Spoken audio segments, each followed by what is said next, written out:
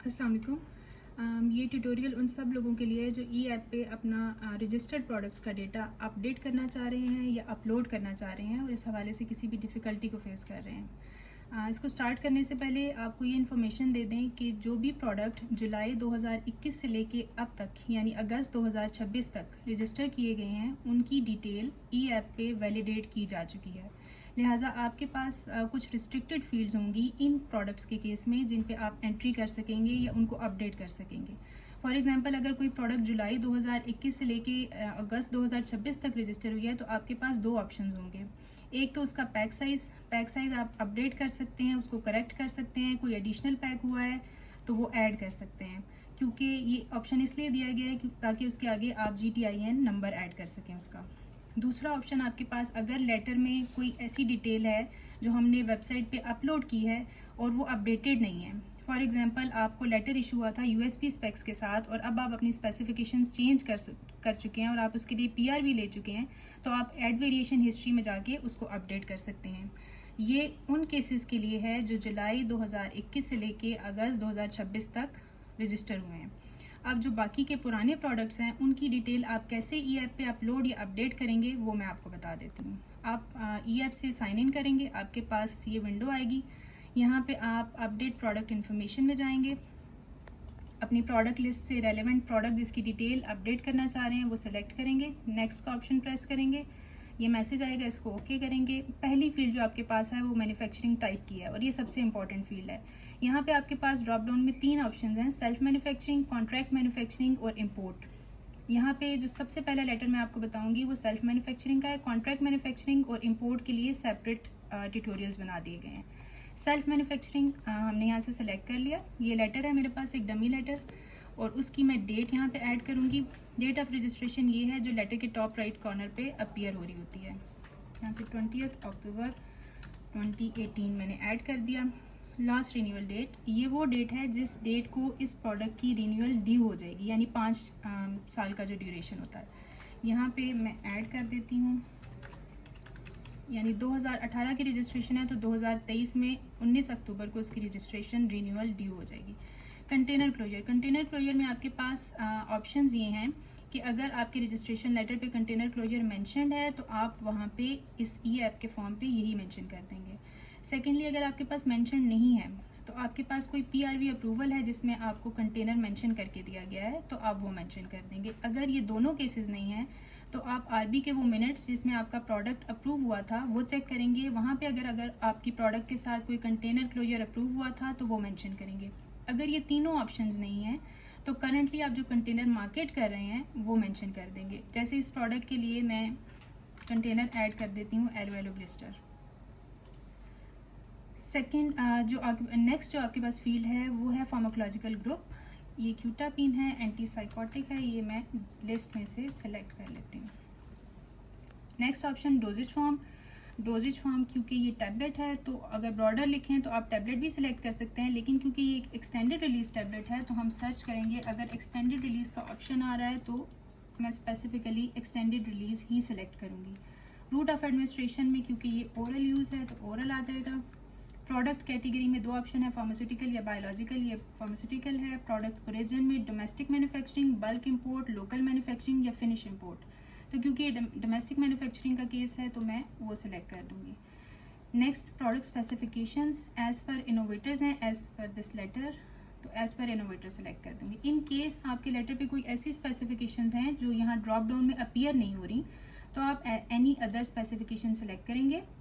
Next field में वो specifications add करेंगे जैसे कि JP, IP जो भी हैं। इस केस में क्योंकि एज पर इनोवेटर्स हैं तो वो मेरी ड्रॉप डाउन में है तो वो मैं ऐड कर लेती हूँ। शेल्फ लाइफ आपके लेटर पे मेंशन होती है 2 ईयर्स नॉर्मली। नेक्स्ट ऑप्शन आपके पास शेल्फ लाइफ का है, यहाँ से मैंने 2 ईयर्स सेलेक्ट किया, यूनिट सेलेक्ट किया, ईयर्स। अच्छा, स्टोरेज कंडीशन नॉर्मली लेटर के ऊपर नहीं मेंशन जो पुराने लेटर्स हैं, तो जो रूम टेम्परेचर के प्रोडक्ट हैं वहाँ पे आप स्टोर बिलो 30 डिग्री सेल्सियस ही मेंशन करेंगे। अगर कोई ऐसा प्रोडक्ट है जिसको रेफ्रिजरेट करना है तो 2 to 8 और फ्रीजिंग के लिए उनकी relevant conditions. Section name optional है, सेक्शन अप्रूवल डेट ऑप्शनल है। लेबल क्लेम आपकी इंपॉर्टेंट फील्ड है। यहाँ पे मैं आपके सामने कर देती हूँ, each extended release tablet contains, यहाँ पे मैंने कॉलन लगाया, कॉलन लगा के मैंने एंगल ब्रैकेट दी, BR मेंशन किया, ब्रैकेट को क्लोज किया और फिर API का नेम।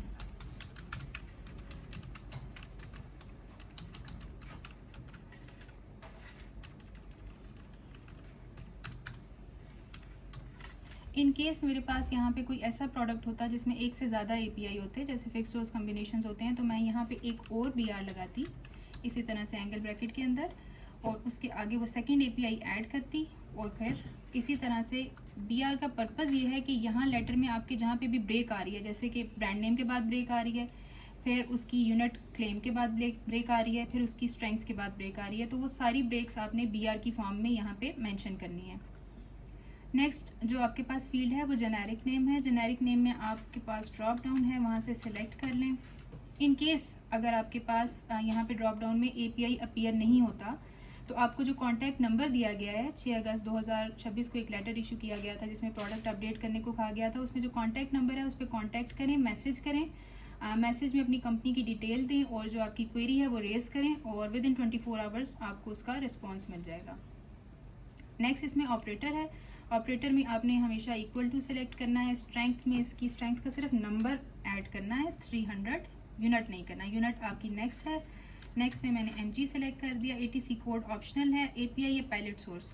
अब API पैलेट सोर्स में यहाँ पे क्योंकि API यूज़ हो रहा है, पैलेट यूज़ नहीं हो रहा, तो मेरे पास दो ऑप्शन है। एक तो ये कि मैं API सोर्स मेंशन करना चाह रही हूँ और वो फिक्स हो चुका है। अगर फिक्स हो चुका है तो मेंशन करना ज़रूरी है। अगर फिक्स नहीं हुआ और आप फिर भी मेंशन करना चाह रहे हैं तो आप यहाँ पे उसका नेम और एड्रेस लिखेंगे और नेक्स्ट में उसकी कंट्री सेलेक्ट कर देंगे। अगर एक से ज़्यादा APIs हैं या एक API का एक से ज़्यादा सोर्स है तो भी आप ऐड मोर करके उसको मेंशन कर सकते हैं। पैलेट्स के केस में, जिन केसेस में रजिस्ट्रेशन लेटर आपको ऐसी प्रोडक्ट का मिला है जिसमें पैलेट्स यूज़ हो रहे हैं, तो उस केस में आपका सोर्स ज़रूर फिक्स हुआ होता है।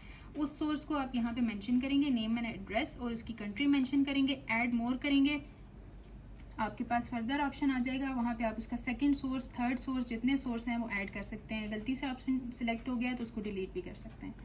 यहाँ पे क्योंकि पैलेट नहीं है और API का सोर्स हमें नहीं मालूम, तो हम इसको नील करेंगे। आप भी नील कर सकते हैं और कंट्री में एनी अदर सेलेक्ट कर देंगे तो ये इसको एक्सेप्ट कर लेगा।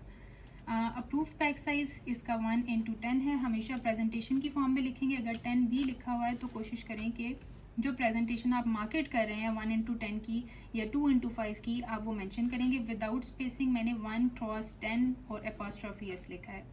प्राइसिंग टाइप, अगर ये डिसाइड करेंगे प्रोडक्ट आपका एसेंशियल है या नॉन एसेंशियल है। NEML को देखेंगे। NEML में अगर प्रोडक्ट फॉल करता है तो वो एसेंशियल प्रोडक्ट है, उसके लिए आप कंट्रोल सेलेक्ट करेंगे, और अगर वो NEML में फॉल नहीं करता तो वो नॉन एसेंशियल प्रोडक्ट है, उसके लिए आप एज पर SRO सेलेक्ट करेंगे। क्योंकि ये कंट्रोल प्रोडक्ट है, NEML में फॉल करता है, मैंने कंट्रोल सेलेक्ट किया, इसने इसकी MRP मांगी।